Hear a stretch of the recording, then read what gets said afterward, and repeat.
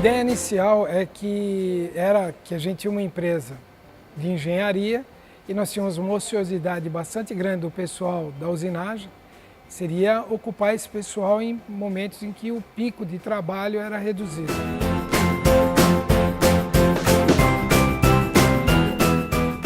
Então assim nós começamos desenvolvendo.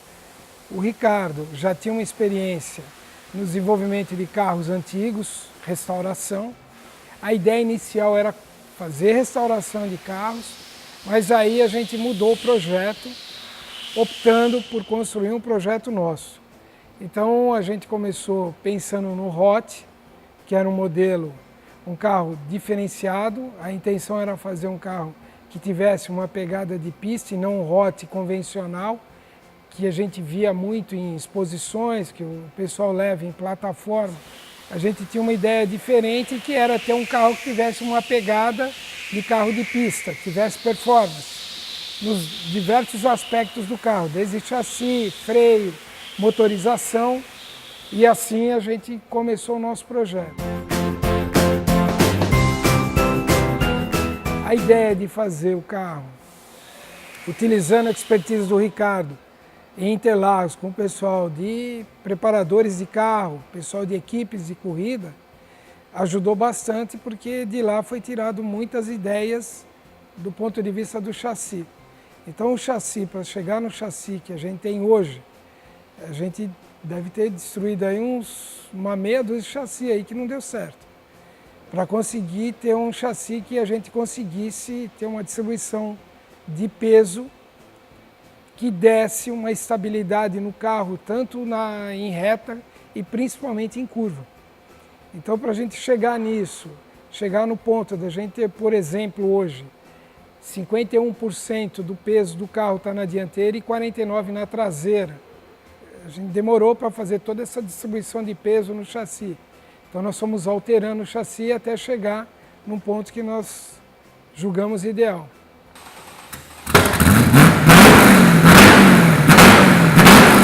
Na realidade, a nossa ideia não era fazer um carro com motor de cortador de grama, né? A gente queria um motor que gritasse mesmo, que você tivesse, desculpa a expressão, mas tesão de ouvir, aquela coisa toda.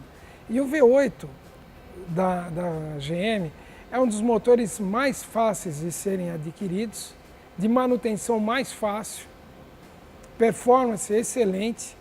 Então os primeiros carros nossos a gente fazia com motor GM, rebuilding, né? Carburado, o que depois a gente começou a ver que era um problema, porque esse carro a gente já tem esse carro distribuído desde Fortaleza até o Rio Grande do Sul.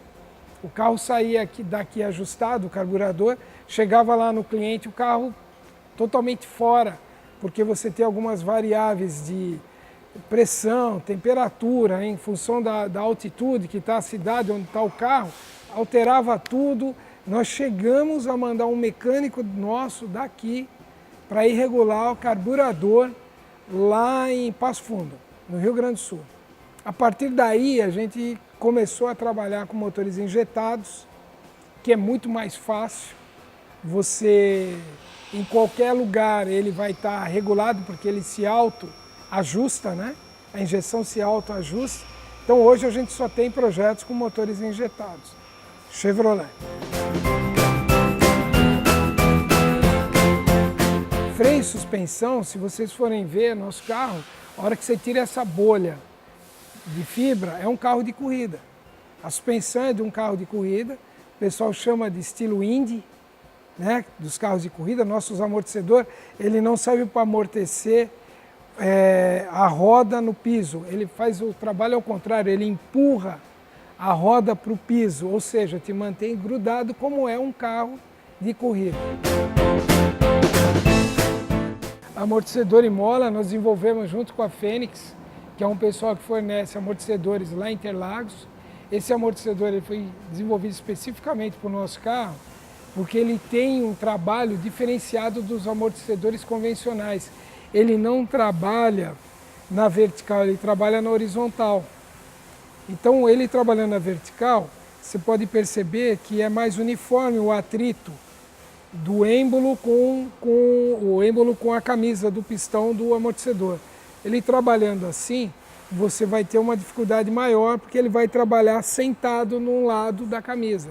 Além do que, o nosso amortecedor, como a gente falou, ele transfere carga para o chão, então você tem que ter as hastes mais reforçadas. Então, nosso amortecedor ele é feito sob encomenda e foi desenvolvido para nós pela Fênix. Nós tivemos muitas dificuldades com os freios. Não existe freio de performance nacional, não existe. Então, para você conseguir os freios, você tem que comprar freios importados.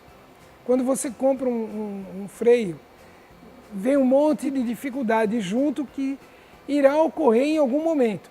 Então, por exemplo, você não tem spare part, você não tem, na hora de trocar uma pastilha, e aí, como é que faz?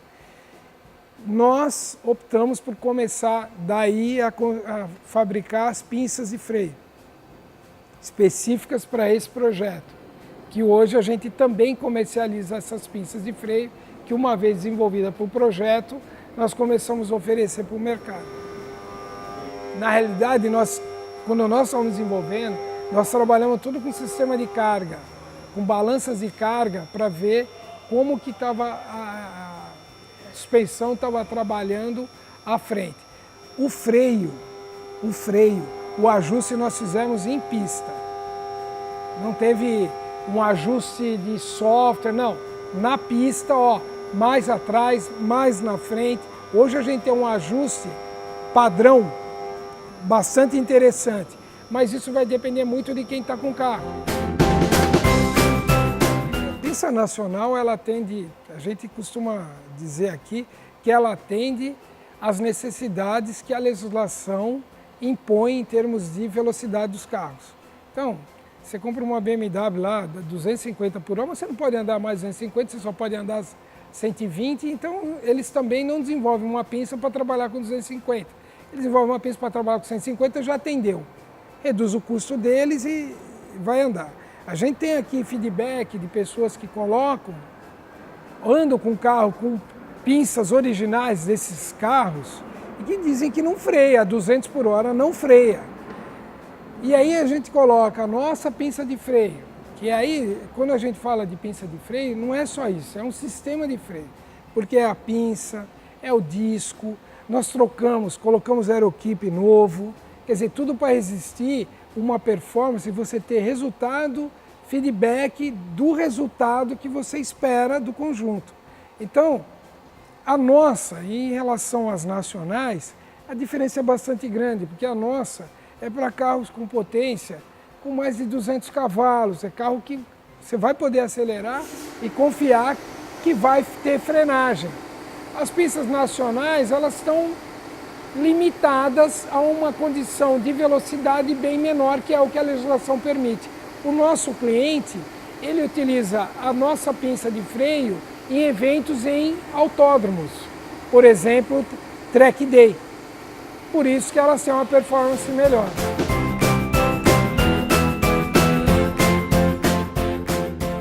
Na realidade, a gente veio trabalhando, já estamos trabalhando há 2 anos com o pessoal da Old Stock.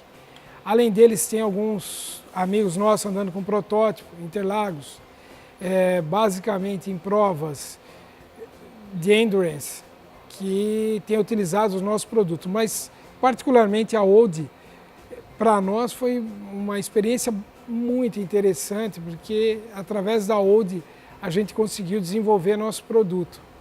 Porque uma coisa é você trabalhar o produto aqui, acreditar nele, outra coisa é você colocar ele à prova. E quando você põe ele num carro de corrida, você percebe, porque ele é puxado até o limite, não é dar uma volta. Cada prova são 12 voltas com equipamento no limite. Então é chegar no final da reta a 230, 240 por hora, pôr o pé no freio, pegar, por exemplo, Interlagos, descer o S do Senna, chegar lá na outra, frenar de novo, voltar, outra frenagem, né, subir o sol, frear de novo. Quer dizer, você vai colocando o conjunto ou o produto, o equipamento, num nível de estresse absurdo. E a gente teve a Old Stock como uma escola para nós também. A gente acabou aprendendo, trabalhando com eles, desenvolvendo com eles. Os preparadores nos ajudaram bastante, dando feedback para a gente. Apesar de todo o trabalho, que não é fácil você atender gente que trabalha nesse nível de solicitação do equipamento, mas foi bom, foi ótimo.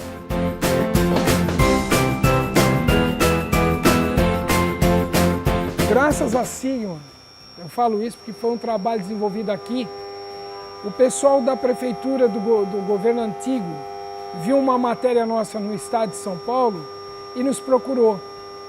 E eles não sabiam que a gente estava desenvolvendo o carro aqui. Quando eles vieram nos procurar, a gente falou da dificuldade de homologar, porque estava entrando a lei da questão do ABS, do crash test, tudo isso daí era uma dificuldade. Junto a isso, o nosso carro foi homologado nos Estados Unidos. Aí nós chegamos aqui, falamos com o pessoal, falou, olha, nosso carro foi homologado e as coisas aqui não andam. Falando com nossos parceiros nos Estados Unidos, mandaram a lei americana, a gente traduziu para o português. Essa lei foi mandada para o Ministério das Cidades, em Brasília, e eles intercederam junto ao ministro. E nesse trabalho que foi feito, eles acabaram permitindo que você possa fabricar até 100 carros sem esses itens que a gente acabou dizendo. A manutenção preventiva de um carro nosso é quase igual de um carro normal. Você tem alguns itens que são itens básicos. Então você trocar uma pastilha de freio, a troca de óleo, que é uma coisa normal.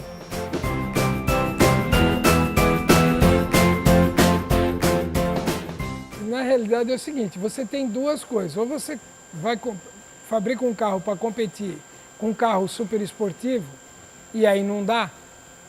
O carro super esportivo ele tem um apelo totalmente diferenciado do teu, ou você olha dentro do mercado aonde que você pode se encaixar.